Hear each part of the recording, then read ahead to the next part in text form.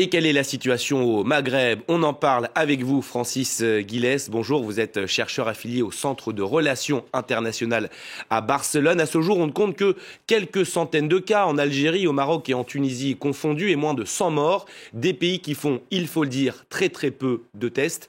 Du coup, la réalité est tout autre sur place. Oui, bien sûr, il y a très peu de tests et peu de moyens. Néanmoins, le contraste entre l'Algérie et la Tunisie est assez marqué. En Tunisie, il y a un nouveau gouvernement qui a pris un certain nombre de mesures et le respect des règles de confinement dépend beaucoup des régions et des classes sociales. Par exemple, dans le Sahel, les règles sont respectées dans la partie monastir, sous-sac du pays. À Tunis, dans les quartiers, disons, bourgeois ou relativement aisés, tout se passe bien. Par contre, dans les quartiers populaires, il est très difficile de confiner les gens parce qu'il y a un problème de manque d'espace chez soi et de manque d'éducation. À l'intérieur du pays, ça n'est pas comme sur la côte. Donc, c'est contrasté. Par contre, il y a lieu de noter que le nouveau patron de la Fédération des chefs d'entreprise tunisiens, l'UTICA, a lancé une attaque très malvenue contre le gouvernement, l'accusant de faire payer trop de taxes au secteur privé, venant de la part d'un homme qui n'a jamais dirigé une entreprise privée. C'est complètement à côté de la plaque et ça ne contribue pas du tout à aider. Mais je dirais que l'État tunisien, jusqu'à maintenant, ne s'en sort pas si mal, surtout vu les arguments pour créer un nouveau gouvernement, les difficultés politiques et la faiblesse économique relative de la Tunisie. En Algérie, on est dans un autre cas d'espèce. Pour illustrer le propos, je raconterai deux histoires.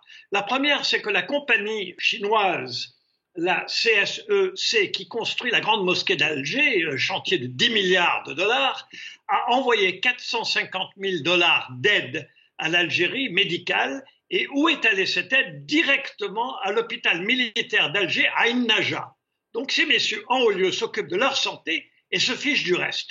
Deuxièmement, il y a eu quelque chose de parfaitement abject la semaine dernière, c'est qu'un avocat qui était emprisonné au titre du Hirak, maître Karim Tabou, a été libéré. Et puis dès qu'il a été libéré, on l'a réarrêté sous un autre prétexte, sous ordre d'en haut, et il a fait une hémiplégie.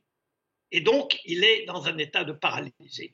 C'est absolument incroyable à quel point ce président qui a été mal élu, puisque les 3/4 des Algériens n'ont pas voté pour lui, maintenant manifeste une incompétence, un mépris de la population qui est très frappant. Je voudrais revenir sur vos propos sur la Chine. On le sait, donc la Chine est en train d'aider notamment les Algériens.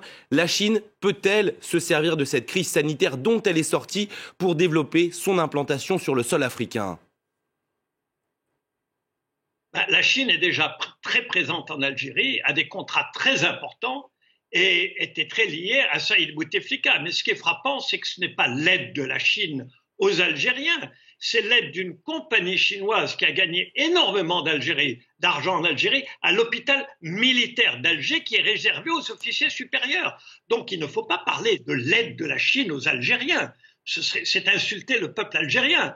L'aide des Chinois aussi fait partie de leur propagande. Donc peut-être que dans d'autres pays, ça se passe d'une autre façon. Mais à Alger, ils ne sont pas en train d'aider les Algériens. Il n'y a même pas un confinement général en Algérie.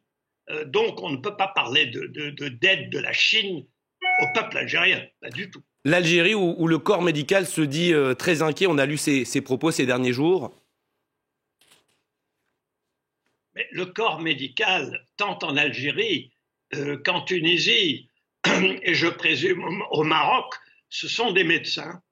Et dans des périodes de très grande difficulté ou de crise, comme celle que connaît l'Afrique du Nord, la réaction du corps médical n'est absolument pas différente de la réaction du corps médical espagnol, italien ou français.